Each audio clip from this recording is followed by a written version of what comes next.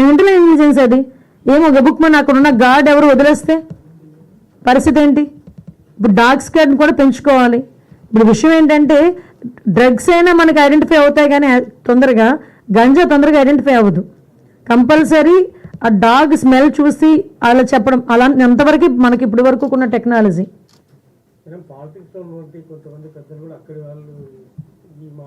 Sir పాలిటిక్స్లో ఉన్న పెద్దలు ఏ పార్టీ వాళ్ళైనా సరే ఉపేక్షించే పరిస్థితి లేదు. చాలా క్లియర్గా చెప్తున్నాం. ఇందులో ఏ పార్టీ పలానా పార్టీ మా అధికార పార్టీ ప్రతిపక్ష పార్టీ అన్నా కూడా ఇందులో అసలు 80% టాలరేట్ చెయ్యం. ఎలాంటి వాళ్ళ మీద చర్యలు తీసుకోవడానికైనా సిద్ధంగా ఉన్నాం. ఎక్కువగా ఉందమ్మా.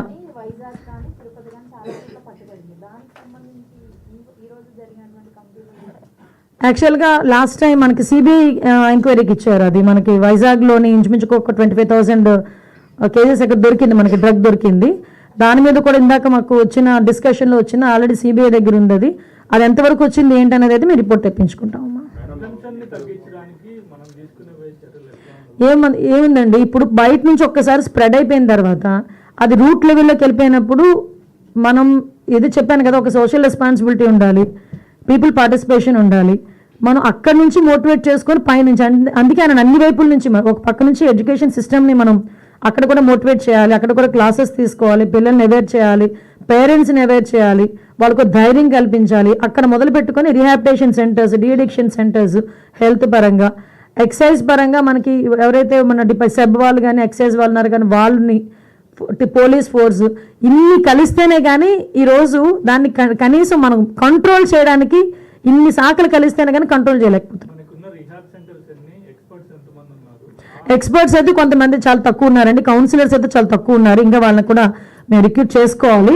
ఇందాకే మన హెల్త్ మినిస్టర్ గారు కూడా చెప్పున్నారు, సుమారుగా రీహాబిలిటేషన్ సెంటర్స్ ఒక 14 వరకు ఉన్నా కూడా ఇంకా పెంచుకునే పరిస్థితి ఉంది. ఇంకొకటి కూడా ఏంటంటే ప్రిజన్లోని ఇప్పుడు ఎలాగైతే మీ సెంట్రల్ జైలుకి వెళ్ళాము, అక్కడ మంచి హాస్పిటల్ ఉంది, హాస్పిటల్ ఫెసిలిటీ అంతా ఉంది.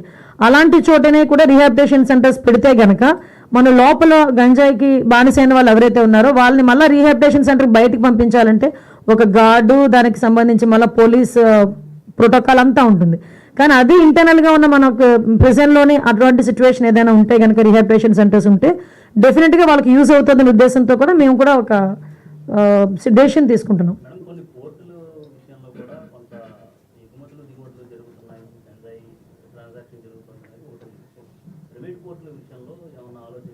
లేదండి, ప్రతి చోట కూడా భద్రత అయితే చాలా కట్టుదిట్టం చేసే ఏర్పాటుకి ఆల్రెడీ మాట్లాడుకున్నాం.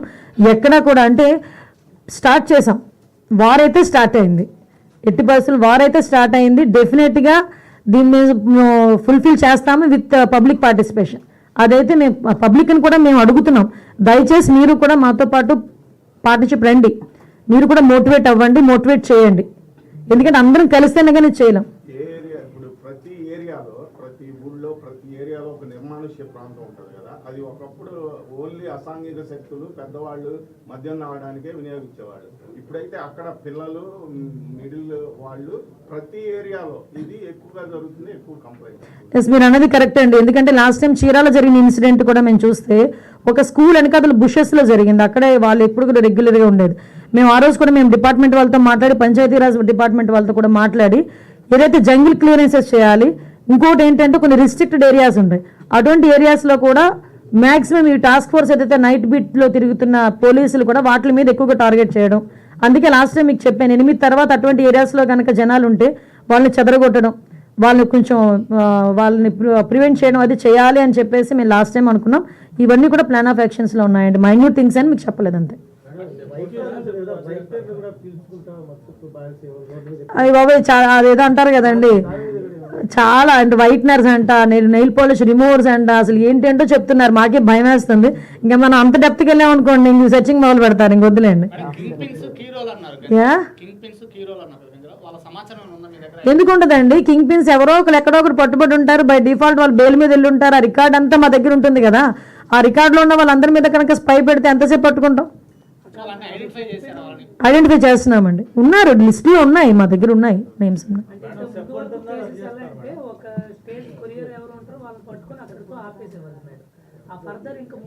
అందుకే అండి వాళ్ళని ఇంట్రాగేట్ చేసి వాళ్ళ పైన ఉన్న వాళ్ళు ఎవరు ఉన్నారో డాట్స్ అన్ని కనెక్ట్ చేసుకుంటూ ఆటోమేటిక్గా కింగ్ పిన్ ఎవరు ఉన్నది మాకు వస్తుంది.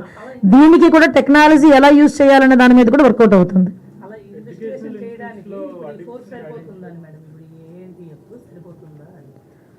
ఏఎన్టీఎఫ్కి ఫుల్ రైట్స్ ఇస్తామండి. నేను ఒకటే అండి, ఇప్పుడు 5 కోట్ల మంది జనాభాలో మనం ఎత్తి కొడితే ఎంతమంది ఉంటారు సార్? పోలీసులు 50,000 మంది ఉంటారు. మనం సరిపోతుందా అంటే సో మనం ఆలోచించుకోవాలి కదా.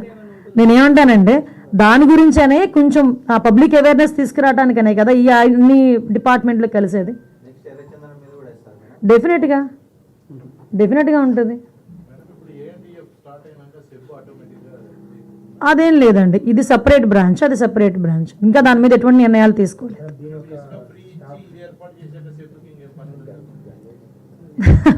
అది ఒకసారి మీరు అన్నది కరెక్టే, కానీ ఒకసారి టెక్నికల్గా ఎలా ఉందండి, మైన్స్ ఉన్నాయి కదా పక్క నుంచి, ఇంకా మైన్స్ ఉంది కదా, లిక్కర్ ఉంది, మైన్ ఉంది, లిక్కర్ పాలసీలు కూడా అవన్నీ చూసుకోవాలి కదా.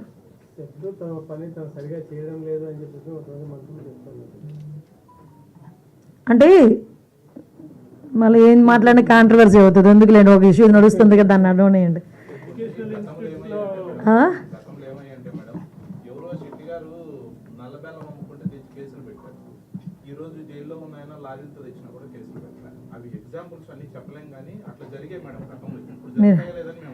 మీరు అంటే విషయం ఏమవుతుందంటేనండి, వాళ్ళు చేసిన ఏదో పాపాలు ఇప్పుడు మేము ఏదో అడుగుతున్నట్టు అనిపిస్తుంది అనమాట.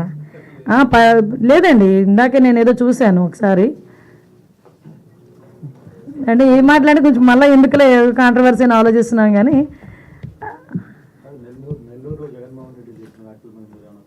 నేను ఇంక దాని గురించే ఆగాను కాసేపు.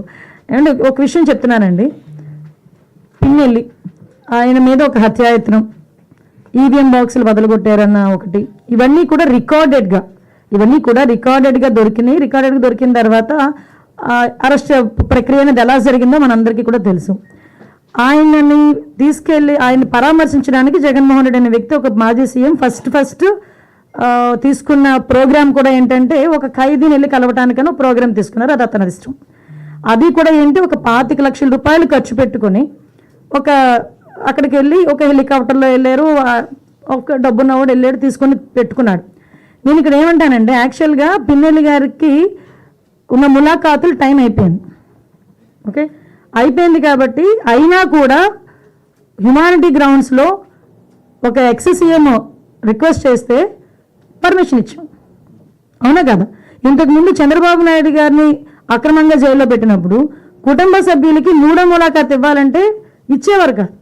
కానీ ఈరోజు మేము ఏం చేసాము, అతని రిక్వెస్ట్ అంటే అతనికి పర్మిషన్ లేదన్న సంగతి కూడా తెలుసుకున్న తర్వాత కూడా అతను రెడీ అయ్యారంటే అక్కడ గలాటా సృష్టించడానిక?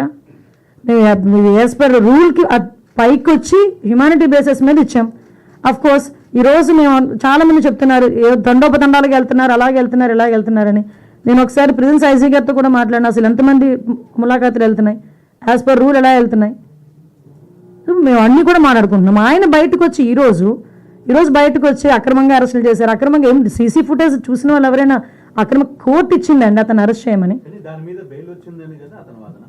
దేని మీద బెయిల్ వచ్చిందని ఇప్పుడు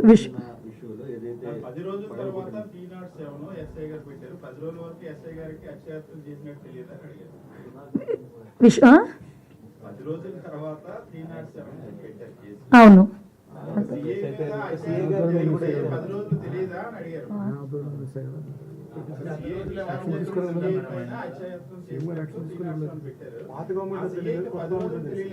అదేనండి, పాత గవర్నమెంట్ పెట్టనివ్వలేదు, కొత్త గవర్నమెంట్ వచ్చిన పెట్టారు.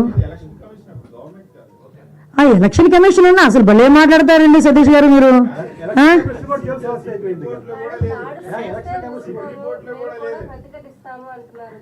దాడులు ఎవరు చేశారు ఈ రోజుకి నాకు చెప్పండి?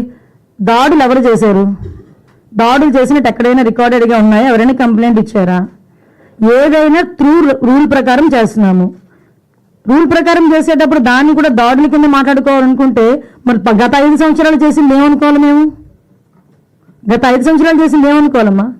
స్టార్ట్ అయిన దగ్గర నుంచి మొదలు పెట్టారు కదా, ప్రజావేదిక కూల్చిన దగ్గర నుంచి మొదలు పెట్టారు కదా. మాలాంటి అందరి మీద కూడా 20, నా మీద ఒక 23 కేసులు, ఈవిడి మీద ఒక 7 కేసులు. ఏంటవన్నీ? మేము అవన్నీ కక్ష తీర్చుకోవాలని మేము మాట్లాడలేదు కదా. కక్ష తీర్చుకోవాలనుకుంటే వేరేగా ఉండేది. కానీ ఈ రోజుకి కూడా మేము పబ్లిక్ చెప్తున్నాం, చూపిస్తున్నాం, ఇది ఇలా జరుగుతుంది అని చూపిస్తున్నాం. దానికి ప్రతీకార దాడులు ఎక్కడ జరిగినాయి? ప్రతీకార దాడులు అంటే రెచ్చగొడుతున్నారా ఈరోజు వచ్చి? పాపాలు లెక్క పెడుతున్నామని మీ ఎమ్మెల్యే గారు నిన్న ఒక జేసీబీని తీసుకొని వెళ్ళి ఒక లీటర్ ఇంటికి ఫోన్ కొట్టేశారు నెల్లూరులో. దాని మీద ఆల్రెడీ కేసు కూడా ఫైల్ అయింది కదా. మీరు అది అడుగుతున్నారే కానీ పక్కన చంద్రశేఖర్ రెడ్డి అక్కడికి వెళ్ళి మున్సిపల్ ఉద్యోగుల్ని తోసేసిన సంఘటన అడగరు. అదెవరు కేసు పెట్టారు చూడండి ఒకసారి వెళ్ళి. మేము మాట్లాడితే మన కేసు పెట్టారేమో. ఎక్స్ఎమ్మెల్యే నేను ఏమంటానంటే మీరు క్వశ్చన్ చేసేటప్పుడు కూడా కార్నర్ సెట్ క్వశ్చన్ చేస్తే మేము అంతే కార్నర్గా మేము సమాధానం చెప్తాం. అది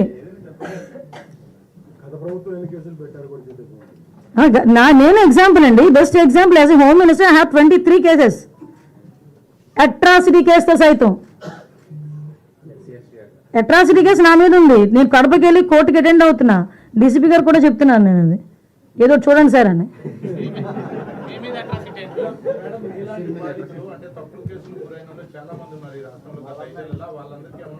కంపల్సరీ సార్, ఏదైనా త్రూ లా ఏదైతే యాజ్ పర్ లా ఎలా అయితే వాళ్ళకి వెసులుబాటు వస్తుందో మేము అలా చేస్తాం డెఫినెట్గా. ఎందుకంటే అక్రమ కేసులు ఎవరు కూడా భరించాల్సిన అవసరం లేదు కదా. కొన్ని ఛార్జ్షీట్ వేసిన ఉన్నాయి, కొన్ని ఛార్జ్షీట్ వేయని ఉన్నాయి, చాలా ఉన్నాయి ఇష్యూస్ అన్ని. బట్ అన్నిటి మీద ఎంక్వైరీ చేస్తామండి, రీ ఎంక్వైరీ చేయించి అవి కానీ అక్రమం అని తేలితే కనుక వెంటనే ప్రభుత్వం నిర్ణయం తీసుకుంటుంది. Okay done, thank you.